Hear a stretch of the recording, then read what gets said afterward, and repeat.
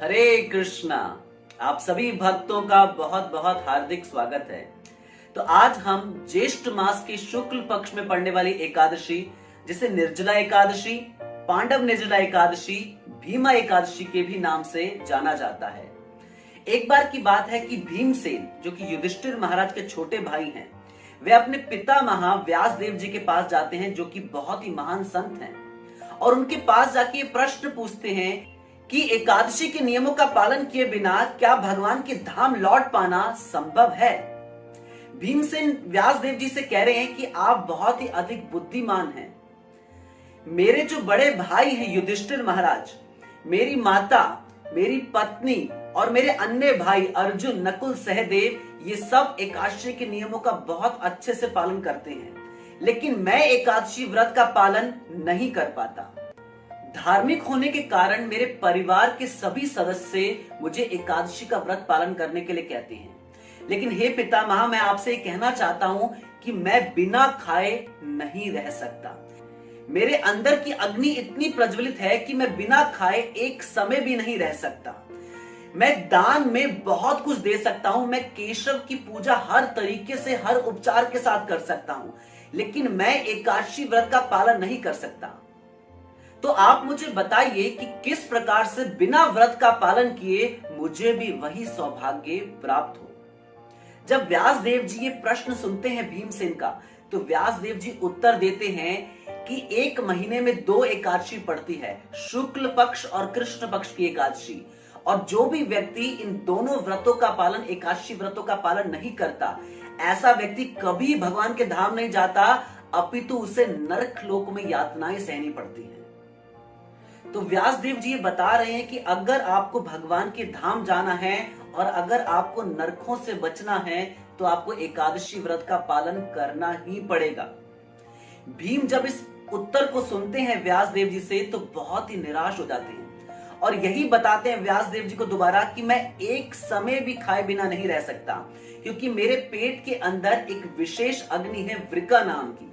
तो भीम जब इसे सुनते हैं कि 2 दिन महीने में नहीं खाना, तो भीम बहुत डर जाते हैं और व्यास देव जी से प्रश्न पूछते हैं, उनसे निवेदन करते हैं कि आप मुझे इसका समाधान बताइए, आप मुझे कुछ ऐसा बताइए जिससे मुझे भी भगवान के धाम जाने का सौभाग्य प्राप्त हो। मैं साल के अंदर सिर्फ एक एकादशी रख सकता हूं, एक व्रत रख सकता हूं, तो आप मुझे कोई ऐसा व्रत, कोई ऐसा दिन, कोई ऐसी एकादशी बताइए जिसका पालन करने से पूरे साल की सभी एकादशी का लाभ मुझे प्राप्त हो जाए।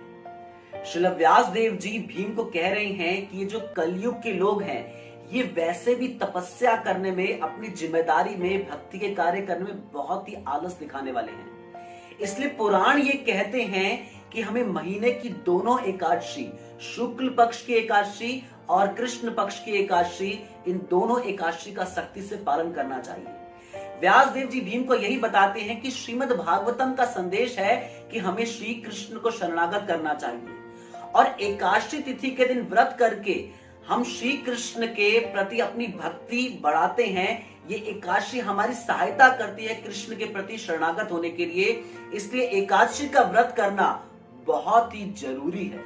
जो भी व्यक्ति इस एकादशी का पालन करते हैं, उन्हें कभी भी अधम लोकों में, नीचे के लोकों में नहीं जाना पड़ता।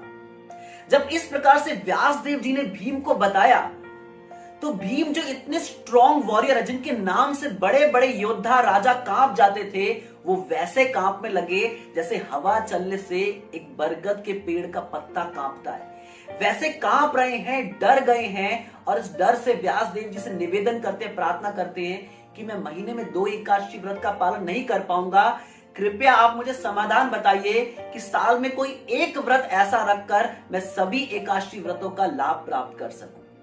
भीमसेन के निवेदन को सुनकर व्यास देव जी उत्तर देते हैं कि अगर कोई व्यक्ति ज्येष्ठ मास के शुक्ल पक्ष में पड़ने वाली एकादशी पर जल का सेवन किए बिना अगर व्रत पालन करते हैं, तो उस व्यक्ति को वही लाभ प्राप्त होगा। इस दिन भक्त को सुबह उठकर स्नान करना चाहिए और बाद में आचमन करके भगवान की भक्ति के कार्य में लग जाना चाहिए। और आचमन उतना होना चाहिए, व्यास देव जी बता रहे हैं, जैसे हाथ में सरसों के दाने के बराबर अगर कोई जल लेकर भगवान का नाम लेकर सेवन करता है। इससे अधिक अगर कोई जल लेता है तो व्यासदेव जी कह रहे हैं ये शराब पीने के तुल्य है। व्यासदेव जी भीमसेन को कह रहे हैं कि निश्चित रूप से इस दिन किसी को भी कुछ खाना नहीं चाहिए। अगर हम कुछ खा लेते हैं तो हमारा व्रत टूट जाता है। ये व्रत का पालन एकादशी के दिन सूर्य उदय से होता है और द्वादशी के दिन सूर्य उदय तक रहता है। और व्यासदेव जी कह रहे हैं कि अगर कोई व्यक्ति सख्ती से कृष्ण की प्रसन्नता के लिए इस व्रत का पालन करेंगे तो साल में आने वाली 24 एकादशी का लाभ उस भक्त को प्राप्त होगा।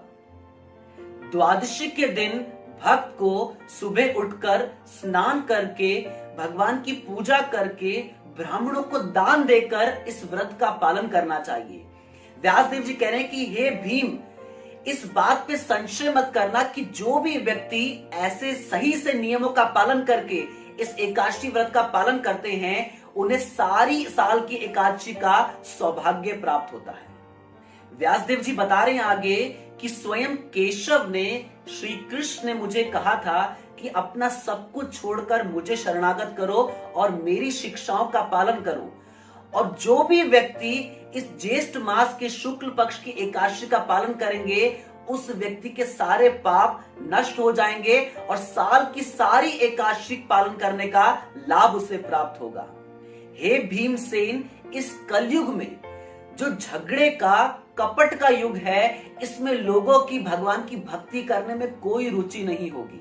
लोग भक्ति के नाम से भागा करेंगे और उनकी शुद्धिकरण का और कोई तरीका नहीं होगा। लेकिन इस कलयुग में भी एकादशी का पालन करने से जीव के सारे पाप नष्ट हो जाएंगे और उसे कृष्ण के चरणों में भक्ति अनुरक्ति प्राप्त होगी। व्यासदेव जी भीमसेन को कह रहे हैं कि हे वायुपुत्र, इससे अधिक मैं इस एकादशी के बारे में क्या बताऊं। जो व्यक्ति भी इस ज्येष्ठ मास के शुक्ल पक्ष में पड़ने वाली एकादशी का सख्ती से पालन करते हैं, ऐसे व्यक्ति को 24 एकादशी का लाभ तो प्राप्त होता है। इसके साथ साथ हर तीर्थ स्थली में दर्शन करने का लाभ, हर पवित्र नदी में स्नान करने का लाभ और हर प्रकार के दान देने का लाभ भी ऐसे व्यक्ति को प्राप्त होता है जो इस एकादशी का पालन करते हैं।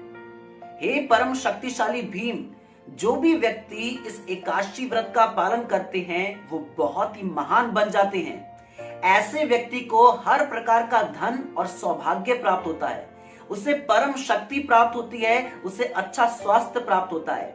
ऐसे व्यक्ति को कभी भी यमदूतों के दर्शन नहीं करना पड़ते, अपितु ऐसे व्यक्ति को लेने के लिए स्वयं वैकुंठ से विष्णु दूत आते हैं जो अपने विमान पर बिठाकर उन्हें वैकुंठ लोक ले जाते हैं।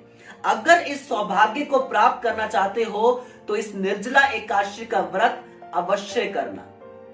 जिस समय व्यासदेव जी भीम को इस एकादशी के बारे में बता रहे थे तो बाकी पांडव भी पास में खड़े हुए सुन रहे थे और इस कथा की महिमा सुन के बाकी पांडवों ने भी ये प्रतिज्ञा ली कि हम इस एकादशी का पालन निर्जला करेंगे, बिना जल का सेवन किए।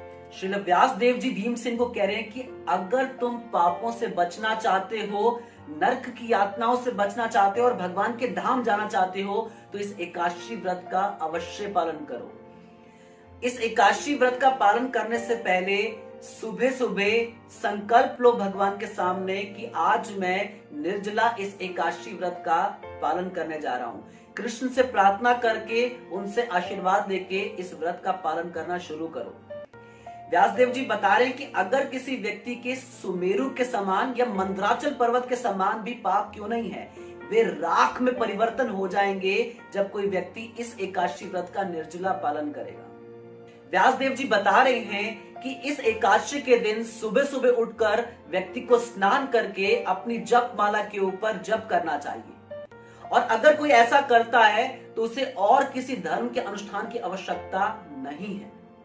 कई प्रकार के दान ऐसे होते हैं जिनका समय के अनुसार नाश हो जाता है, लेकिन अगर इस एकादशी पे कोई व्यक्ति दान करता है तो उसका कभी नाश नहीं होता। इस दिन व्यक्ति को जल, गाय, सोना इत्यादि दान में देना चाहिए और अगर कोई व्यक्ति ये नहीं कर सकता, उसका इतना सामर्थ्य नहीं है, तो उसे किसी योग्य ब्राह्मण को एक कलश जल और साथ ही कुछ वस्त्र दान में देने चाहिए। अगर कोई इस प्रकार से दान करता है तो उसे 1 करोड़ गुना अधिक फल लगता है सोना दान करने से। व्यासदेव जी आगे बता रहे हैं कि जो भी व्यक्ति एकादशी पे अन्न खाता है, दरअसल वो पाप खा रहा है। एकादशी पे अन्न खाना कुत्ता खाने के समान है, कुत्ते का मांस खाने के समान है। ऐसा व्यक्ति कई जन्मों तक नरकों में यातनाएं सहता है। लेकिन जो व्यक्ति ज्येष्ठ मास के शुक्ल पक्ष में पड़ने वाली इस एकादशी, निर्जला एकादशी का पालन करते हैं, उनके ये पाप नहीं, इससे कई अधिक जघन्य पाप खत्म हो जाते हैं। जैसा कि ब्राह्मणों का वध करना, गुरु से झूठ बोलना, गुरु के आदेशों का पालन नहीं करना, शराब इत्यादि पीना, ये सारे पाप उस व्यक्ति के खत्म हो जाते हैं जो व्यक्ति इस एकादशी का सख्ती से पालन करते हैं। जो भी व्यक्ति इस निर्जला एकादशी व्रत का पालन करते हैं, साथ में भगवान की भक्ति पूजा करते हैं और ब्राह्मणों को संतुष्ट करते हैं, बताया गया कि ऐसे व्यक्ति की 100 पीढ़ियां भगवान के धाम वैकुंठ लौट जाएंगी और इस व्यक्ति के लिए स्वयं वैकुंठ से विमान आएगा इसे भगवान के धाम ले जाने के लिए। हे भीमसेन, इस एकादशी व्रत का पालन करके योग्य ब्राह्मण को अपने सामर्थ्य के अनुसार दान देकर व्यक्ति को कुछ भोजन स्वीकार करना चाहिए। अंत में व्यासदेव जी भीमसेन से कह रहे हैं कि आई स्ट्रांगली अर्ज यू, मैं आपसे यह अनुग्रह करता हूं कि आप इस व्रत का सख्ती से पालन करो, क्योंकि इससे अधिक मंगल करने वाला, इससे अधिक पवित्र करने वाला और कोई व्रत नहीं है। इस व्रत का पालन करने से आपके सारे पाप नष्ट हो जाएंगे और आप भगवान के धाम जा पाएंगे। तो इस प्रकार से ब्रह्म वैवर्त पुराण में निर्जला एकादशी की ये कथा और महिमा बताई गई है। पद्म पुराण में भी कुछ महिमा बताई गई है। पद्म पुराण में ये बता रहे हैं, संवत्सरस्य य मध्ये एकादश्यो भवन्ति तासां फलम् अवाप्नोति पुत्रमेन अत्र संशयः इति मां केशव प्राह शंख चक्र गदाधरः।